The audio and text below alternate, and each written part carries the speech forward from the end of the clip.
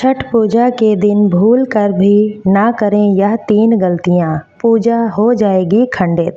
राधे राधे दोस्तों, जय श्री कृष्णा। आप सभी का हमारे इस YouTube चैनल पर बहुत बहुत स्वागत है। आज हम आपको इस वीडियो में छठ पूजा की संपूर्ण जानकारी देने वाले हैं। छठ पूजा का पर्व हिंदू धर्म में बेहद शुभ और मंगलकारी माना जाता है। आज हम आपको छठ पूजा से जुड़ी हर महत्वपूर्ण जानकारी बताने वाले हैं। दोस्तों, इस बार छठ पूजा का त्यौहार 2024 में बेहद पवित्र विशेष होने वाला है। इसलिए अगर आप भी छठ पूजा का व्रत रखते हैं या इस पर्व में शामिल होते हैं तो इस वीडियो को अंत तक ज़रूर देखें। इस बार छठ पूजा का महापर्व 6 और 7 नवंबर को मनाया जाएगा। हम यहां आपके लिए छठ पूजा से जुड़ी हुई हर एक छोटी से बड़ी जानकारी लेकर आए हैं, ताकि आपको पूजा में किसी भी प्रकार का कोई भी बाधा ना आए और आप माँ छठी का आशीर्वाद प्राप्त कर सकें। तो दोस्तों, यहाँ पर हिंदू धर्म में यह एक महापर्व के रूप में मनाया जाता है और इसे बेहद ही धूमधाम और श्रद्धा के साथ मनाने की परंपरा है। यह 4 दिनों का पर्व होता है और इस पर्व में सूर्यदेव और छठी माता की पूजा की जाती है। अत्यंत ही फलदायी मानी जाती है। ऐसे में अगर आप छठ पूजा के दिन कुछ गलतियां कर देते हैं तो आपसे छठी माता नाराज़ भी हो सकती हैं। इसलिए आपको पूजा करते समय कुछ बातों का ध्यान रखना बहुत ज़रूरी होता है। तो चलिए जानते हैं छठ पूजा से जुड़ी हुई सभी बातों के बारे में। लेकिन उससे पहले अगर आप भी चाहते हैं कि छठी माता का आशीर्वाद आपके ऊपर सदैव ही बना रहे तो वीडियो को एक लाइक करके ज़्यादा से ज़्यादा शेयर करें और कमेंट बॉक्स में जय छठी माता ज़रूर लिखें।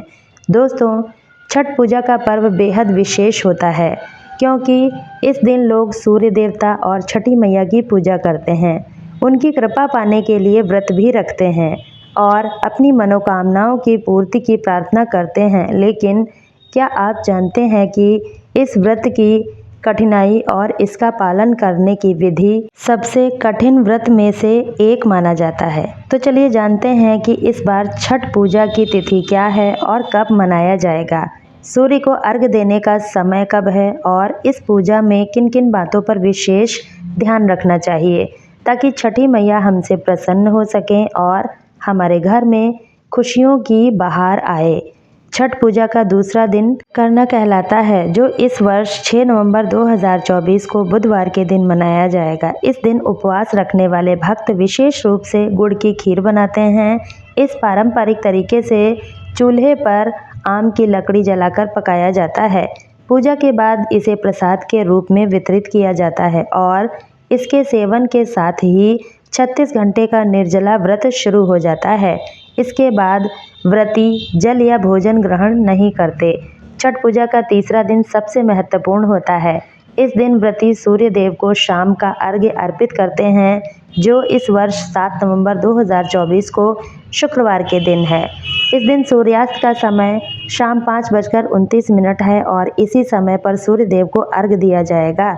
इस पूजा में ठेकुआ, गन्ना, चावल, मिठाई और अन्य फल फूलों का अर्घ्य में विशेष महत्व है। अंत में चौथे दिन यानी 8 नवंबर 2024 को सुबह का अर्घ्य दिया जाएगा। उस दिन सूर्योदय का समय सुबह 6:37 से है। इसमें अर्घ्य के साथ ही 36 घंटे का निर्जला व्रत समाप्त हो जाता है और इसके बाद भक्त प्रसाद का वितरण करते हैं। यह समय छठ पूजा का समापन होता है, जब श्रद्धालु इस महापर्व का महाप्रसाद ग्रहण करते हैं। तो चलिए अब जानते हैं कि पूजा में किन बातों का ध्यान रखना चाहिए और किन गलतियों को इस पूजा में बिल्कुल भी नहीं करना चाहिए।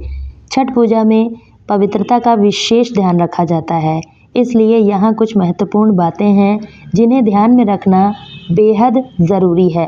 तो चलिए जान लेते हैं। साफ सफाई। दोस्तों, छठ पूजा में साफ सफाई और शुद्धता का विशेष ध्यान दिया जाता है। पूजा के सभी सामान को गंदे हाथों से छुएं और छोटे बच्चों को भी इससे दूर रखें ताकि इसमें किसी भी प्रकार की कोई अशुद्धि ना आए। नंबर 2, जूठे या फिर खंडित सामग्री का प्रयोग ना करें। दोस्तों, छठी मैया को अर्पित करने वाली वस्तु पवित्रता का होना बहुत ज़रूरी है। अगर आपको यह मालूम है कि किसी फल को किसी पक्षी ने जूठा कर दिया है तो उसे पूजा में अर्पित नहीं करना चाहिए। पूजा में शुद्ध और साफ फल का प्रयोग ही करना चाहिए।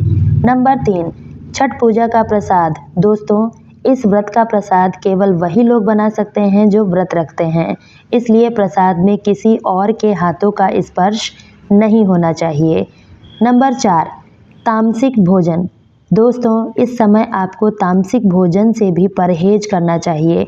छठ पूजा के दिनों में व्रत रखने वालों और उनके परिजनों को प्याज, लहसुन जैसे तामसिक भोजन से बचना चाहिए।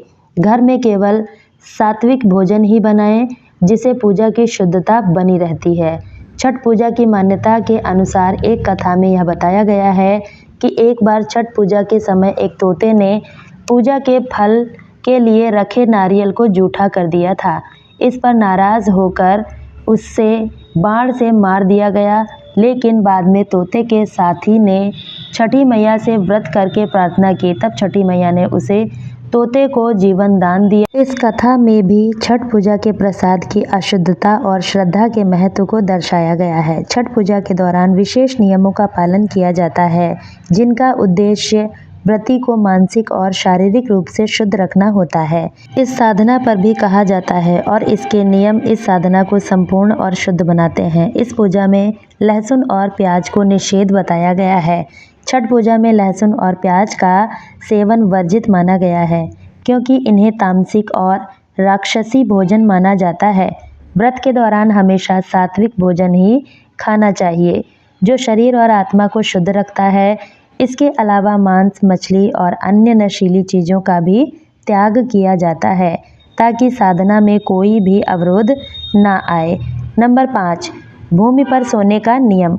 छठ पूजा के चारों दिनों के दौरान भक्त को बिस्तर या फिर गद्दे पर नहीं सोना चाहिए।